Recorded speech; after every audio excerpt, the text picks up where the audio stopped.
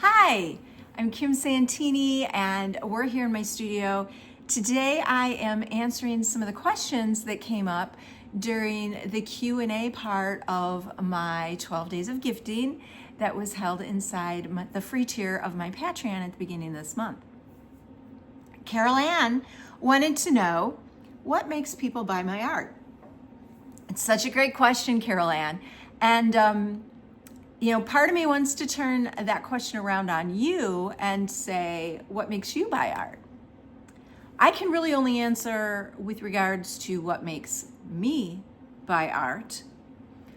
And I will tell you that I buy art that elicits a response, an emotional response. I buy art that tells a story that I can relate to, that feels important to my life. So I have bought art when I've been on vacation. I buy art from artists whose body of work I deeply admire. I buy art from friends who I love dearly. I buy art from strangers because there's something in the piece that just creates a somatic response in me. And sometimes I buy art because there's a story around it. Sometimes it's a story that I see when I approach the piece that me as the viewer brings into play. I weave a narrative around the piece, or I can relate the objects, the things in the painting to an experience I've had that's been important or valuable. Sometimes the story is something the artist has told me that makes the piece all the more compelling. I recently bought some work from an artist who'd suffered a brain injury, and I admired her work for a long period of time before I even knew her background story, that she was not a creator until she had this brain injury and art was introduced to her as a way of healing and recovery. And when she told me that story, I felt even more compelled, even more attracted to the work that I already liked, knowing that it was an exercise in healing, in resistance, in asserting one's individual truth or identity. It became that much more important to me as a symbol of creative voices and our authenticity and the value of those. So, circling back to what makes people buy my art, I am hopeful that my art tells them a story, that they are able to see themselves in my work, even though I paint primarily animals and landscape forms. They see themselves in that space in some way. They see a facet of themselves inside the animals or the plant life or the awe of the environment that I try to capture. They feel something in response to my work, and they want that feeling. They want to hold on to it, and so they bring that piece into their homes. And I also try to help them connect with my work by sharing some of the backstory behind it. And I don't necessarily, I'm not of the mindset that you have to know the backstory in order to be able to appreciate my art. Not at all. But I share that backstory for those viewers or minds who might be curious about how I built the image to begin with, since it isn't something that normally exists in the real world. This is how I managed, or how I link these things together in my mind. And then I invite the viewer to build their own connections and tell their own story as well. But stepping into the conversation with the viewer by building a story and an experience around looking at the art, hopefully allows them to build a relationship with the image. And when they have a relationship with the image, relationship means a give and take of emotional response, a conversation.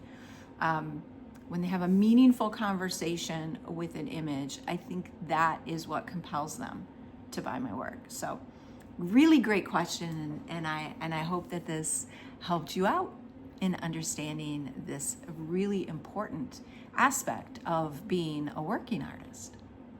Thanks so much, Carol Ann. Carol Ann had another really great question, and that was, how do I find artists, or where do I discover other artists for inspiration?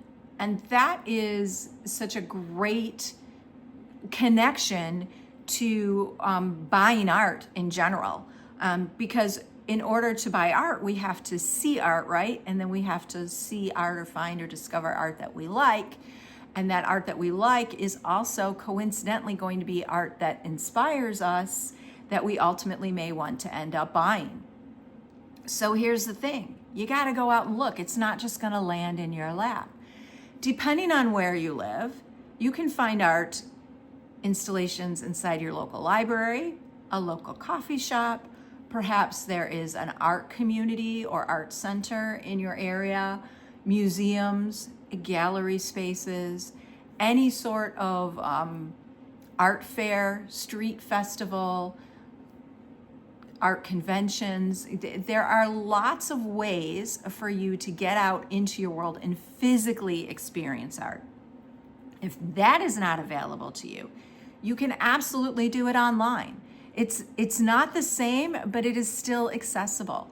You can go online and you could start at the Metropolitan Museum of Art, and you could go to their website, or you could go to the Louvre, or whatever gallery you want to visit. Go to their website and start to look at the work that they have online. When you see an artist whose work you like, make a note of their name and then go do a deep dive into them. Do they have an Instagram account? Do they have a website?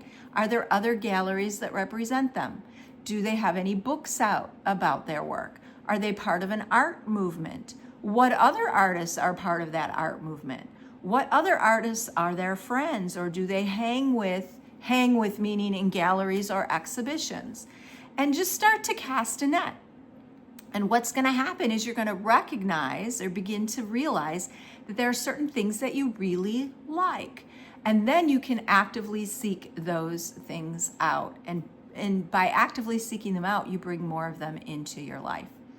I also want to point out that everybody's libraries vary based on what their community offers. My library has this fabulous interlibrary loan program. So when I find an artist whose work I love, I am able to Google them and see if they've ever been published in any facet whatsoever. Often I can find catalogs or books or other printed resources that are available for purchase, but I don't want to purchase everything sight unseen. So I can take that title to my library and find it at a library in the state of Michigan, request it through my local library. It will get delivered locally for me on loan from a library, many miles away across the state. And I have an opportunity to look at that material at my leisure, make notes on it, continue to do additional online research, maybe even do some studies here in my studio, trying to emulate some of the things that I see in the work. I will also share that I use my Instagram account as eye candy. And this was a practice that I started years ago. I wasn't even going to use Instagram for my business. I resisted it for a long time. I just wanted my Instagram feed filled with artists whose work I admired, so that I could just look at it real quickly and scroll through it and then just get my head full of all these fantastical, beautiful images. So you can actively cultivate your social media feed to just be artists. And you could even create a separate login if you already have a social media feed that you're using for other purposes.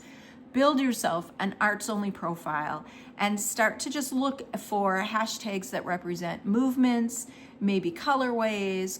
You could even hashtag a particular or search for a particular artist's name and find other artists who might be working in that style. Follow the accounts of artists that you really love, and just continue to cultivate and look at, examine, be curious about all different types of arts. And once you start to look, more is going to come your way, particularly when you're using an algorithm-driven process or platform to help you find that. So there's more than a million artists out there in this world that are making incredible art. It doesn't just sit in, the blue chip galleries in metropolitan areas. It's steeped in all of our communities. And when you start to look for it, you will find it. I promise you, Carol Ann. So thanks for the question, and I appreciate you listening.